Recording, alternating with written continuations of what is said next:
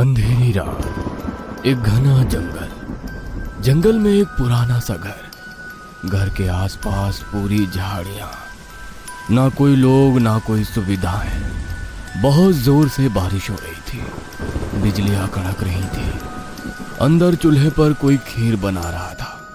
खीर को बर्तन में निकालकर मकंदर एक कमरे में गया। अंदर एक बूढ़ा बीमार आदमी पुरानी बैसाखी पे लेटा हुआ था। हालत से वो बहुत बीमार लग रहा था। मकंदर बनाई हुई खीर उसके पास लेकर जाता है।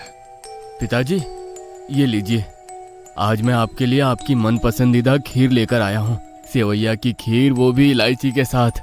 मकंदर ने अपने पिताजी तिरुपति को खीर खिलाने की कोशिश की, मगर वो खा नहीं रहे थे, बस ऊपर एक जगह छत को देख रहे थे। मैं जानता हूँ पिताजी, आप भी वही सोच रहे हैं ना जो मैं सोच रहा हूँ। मैं पूरी कोशिश करूंगा पिताजी, आप चिंता ना करें, मैं सब ठीक कर दूंगा। तभी बाहर हॉर्न की आवाज आती है। पिताजी, लगता है सब आ गए, मैं देखता हूँ। मकंदर दौड़ते हुए घर के बाहर गया और गेट खोला। अंदर एक गाड़ी आई। गाड़ी में से मुकुंद, जो कि मकंदर का छोटा भाई है, वल्लभी, जो कि मुकुंद की बीवी है और प्रेग्नेंट भी है, और अन्नू, जो कि मुकुंद की 7 साल की बेटी है, सभी गाड़ी से बाहर आते हैं। मकंदर प्यार से उनके पास जाता है। कैसा है तू मुकुंद, और आप सभी कैसे हो? हम तो अच्छे ही हैं। आप अगर समझते तो हमारी उलझनें थोड़ी कम हो जाती। ये हर बार का टॉर्चर हो गया है, पता नहीं ये सब कब खत्म होगा। चलो अनु यहाँ से। सभी गुस्से से अंदर गए। मकंदर सभी को देखता रहा। अंदर जाने के बाद वल्लभी मुकुंद से झगड़ा करने लगी। अगर इस बार भी हमारा काम नहीं हुआ ना, तो याद रखना, मैं फिर कभी इस घर में कदम भी नहीं रखूंगी और पुलिस कंप्लेंट भी कर दूंगी कि। अरे जरा शांत हो जाओ, भैया सुन लेंगे। सुन लेते हैं तो सुन ले, इतनी बार बताया लेकिन इनके दिमाग में बात घुसती ही नहीं है। चिंता मत करो, इस बार सब ठीक हो जाएगा। मकंदर बाहर से मुकुंद और वल्लभी की बातें सुन रहा था। मकंदर ये सब सुन बहुत दुखी हुआ। वो मुंह लटकाए अपने पिताजी के कमरे में चला गया। पिताजी, आप चिंता ना करो, मैं हूं ना आपके साथ। अगले दिन सभी लोग नाश्ता करने के लिए बैठ गए। मम्मी, मुझे चॉकलेट दूध चाहिए। देखो अनु, अभी यहाँ चॉकलेट नहीं मिलती है, जो है चुपचाप पी लो, समझी? वैसे भी हम यहाँ जिंदगी भर नहीं रहने वाले हैं, काम खत्म होते ही हम यहाँ से निकल जाएंगे। मकंदर उदासी से वल्लभी को देखता रहा। भैया, घर के डील का कुछ हुआ? छोटे देख, मैं चाहता हूँ कि तेरी तरक्की हो, लेकिन मेरे लिए तो ये घर ही मेरा सहारा है। मैं इस घर को कैसे बेच दूं? हम इसी घर में पले बड़े हैं, हंसे खेले हैं। तू तो शहर जाकर बस गया, लेकिन ये घर ही मेरी जिंदगी है, मेरा सहारा है। इसे कैसे बेच दूं? तो आप नहीं मानेंगे ना? आपको समझ नहीं आ रहा है क्या भैया? अगर हम ये घर बेच देते हैं तो मुझे जो पैसे मिलेंगे उससे अपना मैं कर्जा चुका सकता हूँ और एक बिजनेस भी शुरू कर सकता हूँ। लेकिन आप हैं कि अपनी जिद पर अड़े हैं। अगर तुम्हें शहर में परेशानी हो रही है तो तुम भी यहीं आकर रह जाओ ना। आप समझते क्यों नहीं भैया? शहर में मेरी नौकरी है, मेरे रिश्तेदार हैं, सुख सुविधाएं हैं, मेरी बेटी का, मेरे पूरे परिवार का फ्यूचर है, और आप मुझे सब कुछ छोड़कर यहाँ इस बेजान गांव में आकर रहने के लिए कह रहे हैं? अरे यहाँ तो मेरी बेटी को चॉकलेट भी नहीं मिलता। मैं अब कुछ सुनना नहीं चाहता। हम ये घर बेच रहे हैं बस। कल का कार्यक्रम खत्म होते ही मैं वकील के पास जा रहा हूँ कागजात बनवाने के लिए। मुकुंद गुस्से में वहां से निकल गया। मुकुंद की बातों से मकंदर के दिल पर गहरा असर हुआ। वह कुछ सोच नहीं पा रहा था। उसे रात भर नींद नहीं आई।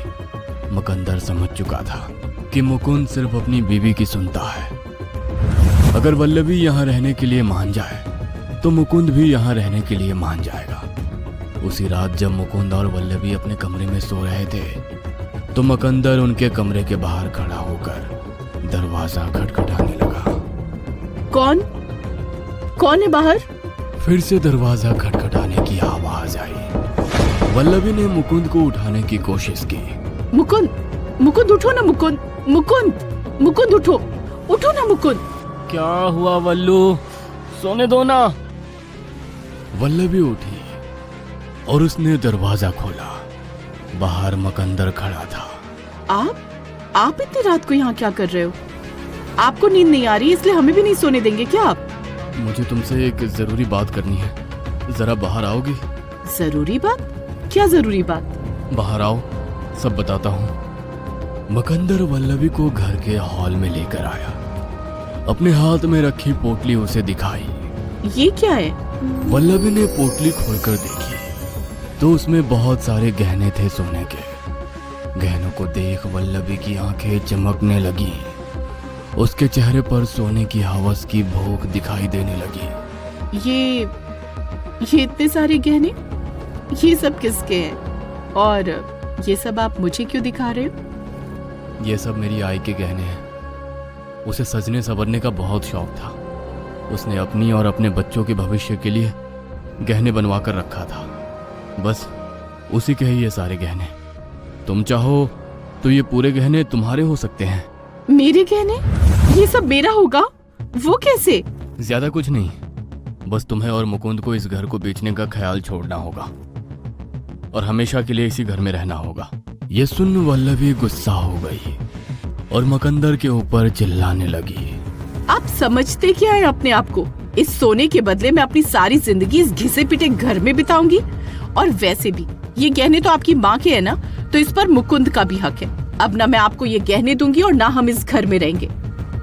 वल्लभी गहनों की पोटली लेकर मुकुंद के पास जा ही रही थी कि अचानक छत की एक बड़ी सी लकड़ी टूटी और वो वल्लभी के सिर पर पड़ी। वल्लभी को सिर पर गहरी चोट आई और उसकी वहीं मृत्यु हो गई। लेकिन मकंदर को किसी बात का कोई फर्क नहीं पड़ा। वो बस अनसुलझी नजरों से देखता रहा।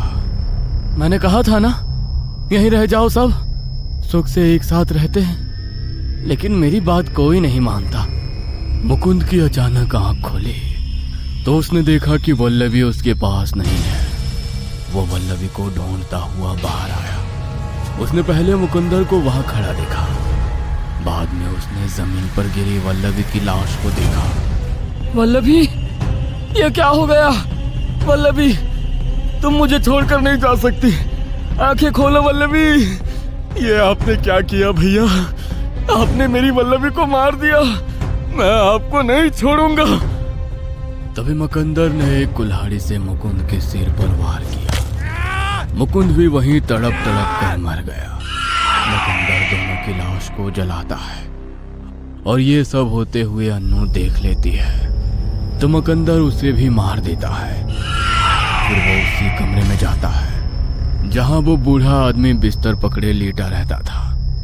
मकंदर उनके पास जाता है, उनके पास बैठता है। हमेशा ऐसा ही होता है, हमेशा। कभी तो ये लोग अपनी जिद छोड़ेंगे और यहाँ रहने के लिए मान जाएंगे, कभी तो। फिर मकंदर वहां से उठकर एक घने अंधेरे कमरे में जाता है। वो एक चिराग जलाता है। सामने 4 तस्वीरें होती हैं जो काले रंग के कपड़े से ढकी होती हैं।